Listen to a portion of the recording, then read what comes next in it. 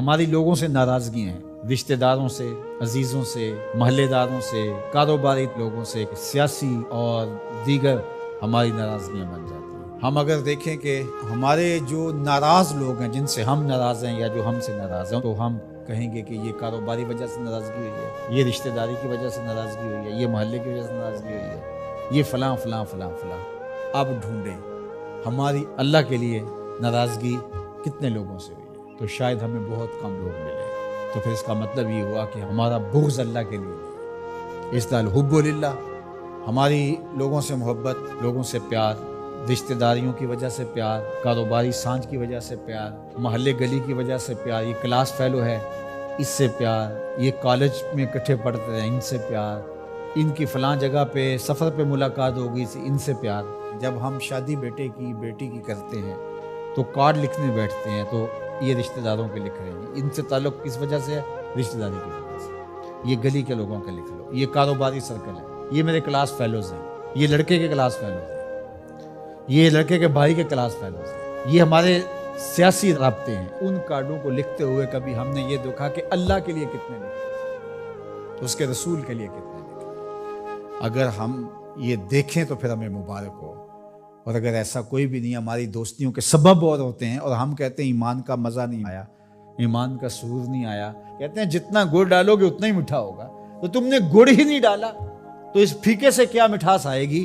تو یہ گڑ تو تم نے ڈالنا تھا۔ احب الاعمال کا، افضل الاعمال کا، الحب فی اللہ والبغض فی اللہ، تمہاری لوگوں سے محبت بھی اللہ کے لیے، تمہاری لوگوں سے دشمنی بھی اللہ کے لیے۔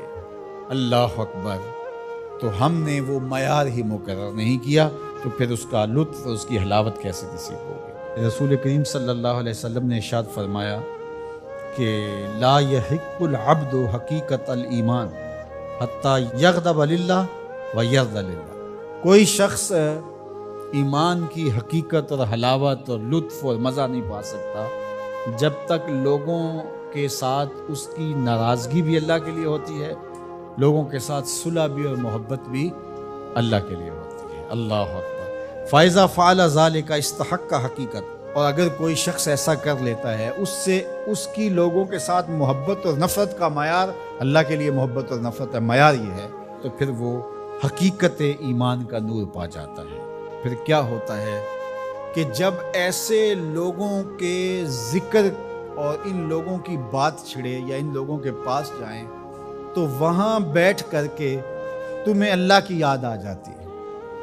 اور پھر دوسری بات ہے، جب تم اللہ کا ذکر کر رہے ہو، اللہ کا ذکر کرتے کرتے ان لوگوں کی یاد آ جاتی ہے، یعنی ذکر الہی میں یہ یاد آتے ہیں اور ان کی یاد میں رب یاد آتا ہے۔